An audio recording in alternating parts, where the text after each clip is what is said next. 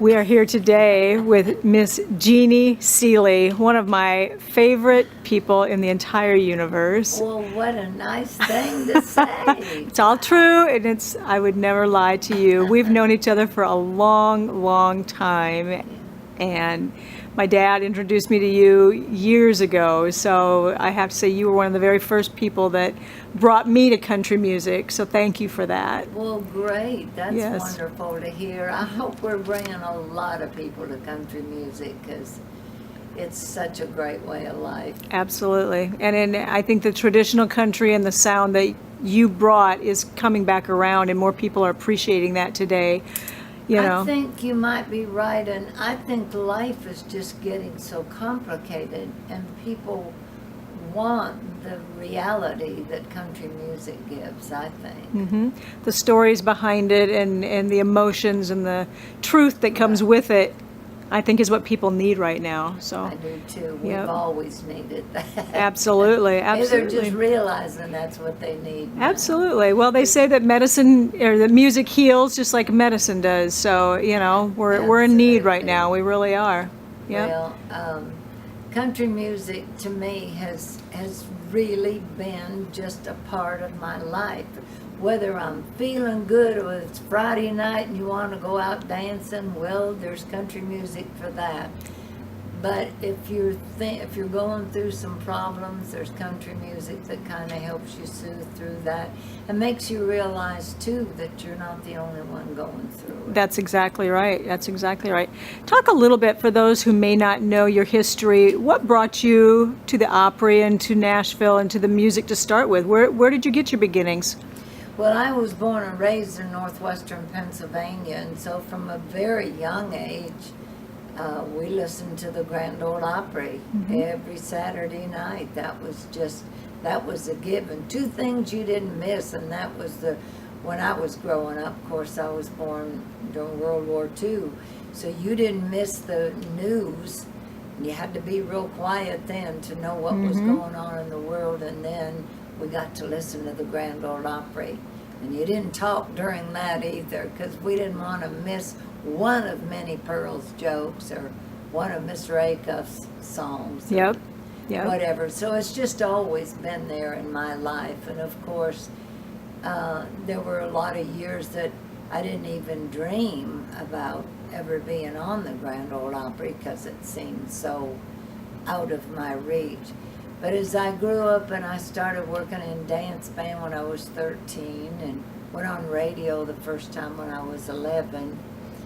And then when I got out of school, I moved to Southern California, just not to get in show business, just to get out of the Northeast winters, to be honest. Yeah. And where I could drive my MG Roadster with the top down all the time. But I found there were a lot of people out there making a living in the music industry. And when I first got in it, I really wanted to sing and I wanted to write, but I just wanted to work in the music industry. It didn't matter in what end of it. But I actually got my professional start first as a songwriter. So when you, and you're going to be 50 years this year. Yes. It was 50 years ago this past month that I made my first appearance as a guest on the Grand Ole Opry. It just does not seem No, it is not. possible No. to me. But it's been a wonderful ride. I hope it doesn't end tomorrow, but you know what? If it does, I've had a wonderful ride, and I never have taken it for granted. The Grand Ole Opry means absolutely the world to me. My family there, and the Opry truly is a family. They mean so much to me, and you know, they've been there for me through, there again, times when I was celebrating or times when I was trying to heal a broken heart, whether it was through a death in my real family or just one of those broken hearts that we all go through. My Opry family's always been there because that's who I was with. My birth family was somewhere else, you know, from all different parts of the country now. So, yeah, the Opry is just home to me. It's where my heart is. Talk about some of the changes, because obviously you've seen many. You know, it used to be at the Ryman, now we're out at Opryland. Right. Talk about, you know, what it felt like to start out when you were on that stage at the beginning, and what's it like now to go in there? How has that changed? Well, of course, I became a member of the Opry at the Ryman Auditorium, so that's always going to be special to me for that reason. But also, the Ryman Auditorium is just special to anyone who's ever performed on that stage. The acoustics are just beyond description there.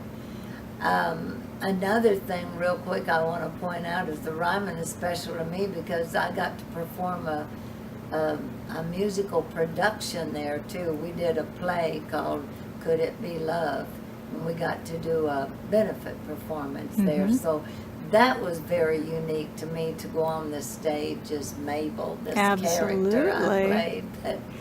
But then the Grand Ole Opry moved out to Opryland in '74, and it was in the end of the '70s, early '80s, when my career, the roller coaster, kind of started slowing down a little bit for me, so I could be in town and work the Opry more. So it's become home to me. So that's, when I think of the Opry now, I think of the Grand Ole Opry House. And of course, I'm so proud of the Opry House. Since the flood, the renovation after the flood, we just moved uptown big time. Yep. We can be proud no matter who comes to the Opry House. Yeah. Of it now. Yep. It's such a mainstay for all the visitors that come to town. Everybody wants to go see the Grand Ole Opry. It's something that is an icon here, so. It's an American institution like no other. But you asked me about the changes, and yes, I've seen so many changes come there. And, you know, I tell people, because people fuss all the time about, oh, the Opry's not the same. I heard that when I came to the Opry, when I was new, and I've always kept that in my mind. I wanted to be accepted. I wanted to meet all those who had, and I respected those who carried on the Opry until I could get here. And it's never far from my mind that somewhere there's a little 12-year-old girl just like me that wants to be a part of the Opry. And so I've always felt it's my duty and responsibility now to keep that Opry alive and go until they get here. And it's a joy for me to see the young artists coming in. Yeah. Especially the ones who really, the Opry, you can tell, means so much to them. There's some that come in and it's like, okay, I've done the Opry, and they go, but then you can tell the ones that it matters. Absolutely, you bet. Talk about your touring schedule a little bit, because you don't only do the Opry, you are busy. You're on the road, you're recording, you're doing other things. How do you keep up such a busy schedule? And, you know... You know what amazes me? I don't know. I really never would have imagined that I would still be this active and involved in the industry at this point in my life, but I'm certainly glad I am. Somebody asked Brenda Lee one time if she would ever quit the business, and she said no. I'll never quit the business, but one day the business will quit me. And she said, when the phone quits ringing, then I'll quit going. And I thought, well, that was a really great way of putting it, and that's the way I feel. They amazingly are still inviting me to do things, and I'm so happy of that. I'm thrilled to death that Charlie Daniels has invited me to come back to the Volunteer Jam again this year. Yep. That was truly an amazing thing to me when I was invited last year.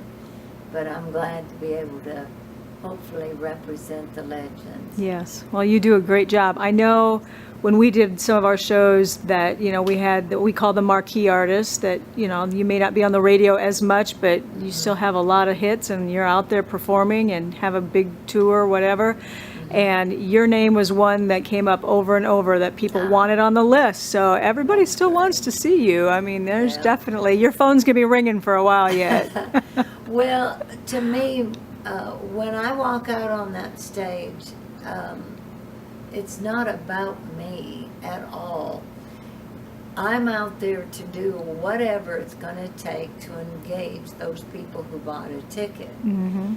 And I have this thing that if I ever see somebody getting restless, then I'll walk to that side of the stage and I try to say something or do something that will get their attention. And it reminds me, Sure. well, maybe you've talked too long on this subject. There you might go. need to move on. Right, right. Whatever, but I love entertaining.